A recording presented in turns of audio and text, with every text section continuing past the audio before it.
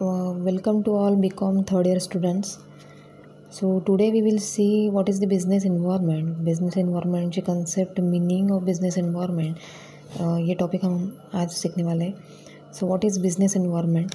आपके पास अगर आदित्य पब्लिकेशन के बुक्स है तो आप उससे भी पढ़ सकते हैं, उससे भी फॉलोअप ले सकते हैं. वो ईजीएस्ट बुक है. So let start. What is the business environment and concept. व्यावसायिक पर्यावरणाच्या संकल्पनेत व्यवसायाच्या संचलनावर प्रभाव टाकणाऱ्या व्यवसायाच्या बाहेरील शक्तींचा समावेश होतो. या शक्तींना नियंत्रित करण्याचे सामर्थ्य कोणत्याही एकट्या व्यावसायिक पेढीत किंवा तिच्या व्यवस्थापनेत नसते. या व्यवसायाच्या कार्यावर प्रभाव टाकणाऱ्या या शक्ती म्हणजेच व्यावसायिक पर्यावरणाचे घटक आहे. हे घटक व्यावसायिक पेढ्यांना ज्या परिस्थितीत कार्य करावे लागते तिची गृहीते असून ती देशपरत्वे बदलत असतात. ही गृहीते व्यावसायिक पेढ्यांसमोर आव्हाने उभी करतात. तशीच ती व्यावसायिक पेढ्यांना प्रगती आणि विकासाच्या अनंत संधी उपलब्ध करून देत असतात. ज्यातून व्यावसायिकांना संधी उपलब्ध होतील किंवा आव्हाने निर्माण होतील अशा व्यवसाय बाह्य घटकांचा व्यावसायिक पर्यावरणात समावेश होत असतो. व्यावसायिक पर्यावरणात प्रामुख्याने सामाजिक, सांस्कृतिक, आर्थिक, राजकीय, वैज्ञानिक, तंत्रज्ञानविषयक, शासकीय धोरण, समर्थक, मानव संसाधने आणि नैसर्गिक व भौतिक संसाधने या घटकांचा समावेश होतो. या सर्व बाबींचा विचार करून व्यावसायिक पर्यावरणाच्या संकल्पनेची व्याख्या केली गेलेली, म्हणजे इट मीन्स डेफिनेशन केली गेली आहे. So what is business environment. व्यवसाय संचलनाच्या कार्यावर प्रत्यक्ष किंवा अप्रत्यक्ष प्रभाव टाकणाऱ्या आणि नियंत्रणाबाहेर असल्यामुळे व्यवसाय निर्णयन प्रक्रियेवर प्रभाव टाकणाऱ्या व्यवसाय बाह्य, आर्थिक, सामाजिक, सांस्कृतिक, राजकीय, शासकीय, वैज्ञानिक, तांत्रिकी, भौगोलिक आणि नैसर्गिक आणि मानव संसाधन विषयक घटकांच्या समुच्चयाला व्यावसायिक पर्यावरण असे म्हणतात.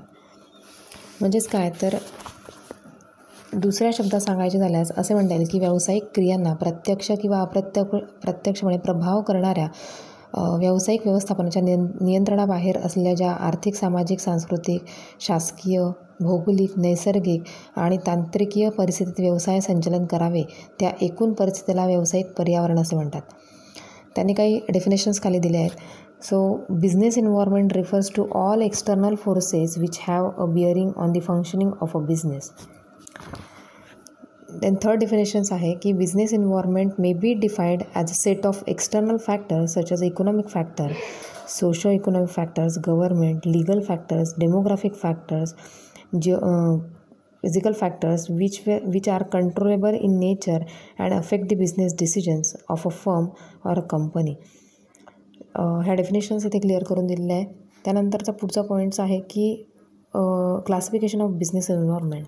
So it can be also divided into two parts. त्यात आहे internal environment of a business आणि external environment of a business. Internal म्हणजे अंतर्गत, आंतरिक पर्यावरण. एक्सटर्नल म्हणजे बाह्य पर्यावरण. So first of all we will see what is the internal environment. आंतरिक पर्यावरण काय आहे. व्यावसायिक पेढीच्या आत अतिनिकट जी परिस्थिती असते तिला आंतरिक किंवा अंतर्गत पर्यावरण असं म्हणतात. इट मीन्स आपण म्हणू शकतो की आपण जर एखाद्या इन्स्टिट्यूशन्समध्ये, एखाद्या कंपनीमध्ये जर काम करत आहोत तर इंटरनल इन्व्हायरमेंट त्या कंपनीचं किंवा त्या इन्स्टिट्यूशनचं कसं आहे, आतमधून जे आपल्याला दिसतं आहे ते त्या वातावरणाला, त्या ॲटमॉस्फिअरला आपण म्हणू शकतो की it is the internal environment, आंतरिक पर्यावरण. पेढीच्या उत्तम कार्यसंचालनाच्या दृष्टीने अंतर्गत पर्यावरण अत्यंत महत्त्वाचे असते. या अंतर्गत पर्यावरणातील घटकांचा उद्योगातील सर्व पेढ्यांवर एकसारखा परिणाम होत नाही. एका विशिष्ट पेढीचे निर्णय, कृती, त्या पेढीचा आकार, तिचे आर्थिक सामर्थ्य, व्यवहार कुशलता इत्यादींवर अंतर्गत पर्यावरणाचा प्रभाव हा अवलंबून असतो. सो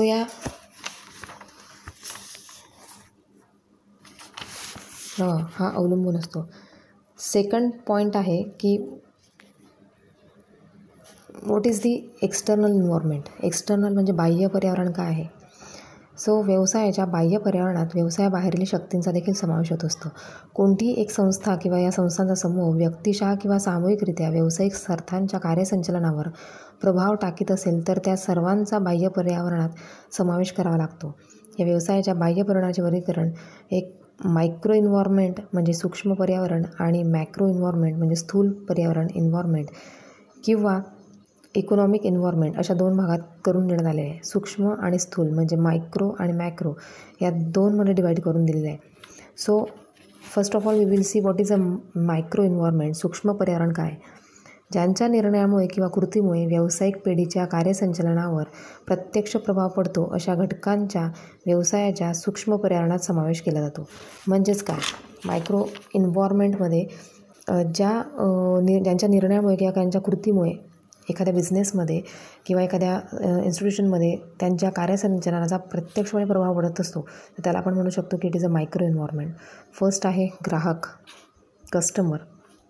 कोणत्याही व्यावसायिक पिढीचे अस्तित्व किंवा भवितव्य हे त्यांच्या ग्राहकावर अवलंबून असते. त्यामुळे ग्राहकांना आकर्षित करणे, ग्राहक मिळवणे, ग्राहक टिकवून ठेवणे याकरता कुठल्याही बिझनेस मधल्या लोकांना सातत्याने प्रयत्न करावे लागत असतात. आणि ग्राहकांचे अनेक प्रकार देखील यांनी सांगितलेले आहे. सो सेकंड पार्ट आहे सप्लायर्स, प्रदायक. मालाचा पुरवठा करणाऱ्या व्यापाऱ्यांना किंवा व्यावसायिक स्वार्थांना प्रदायक असे म्हणतात. व्यावसायिक स्वार्थांच्या अंतर्गत पर्यावरणात प्रदायकांची भूमिका महत्त्वपूर्ण असते. व्यवसायाच्या सुरळीत संचालनासाठी मालाच्या नियमित पुरवठ्याच्या विश्वसनीय स्रोत असणे आवश्यक आहे.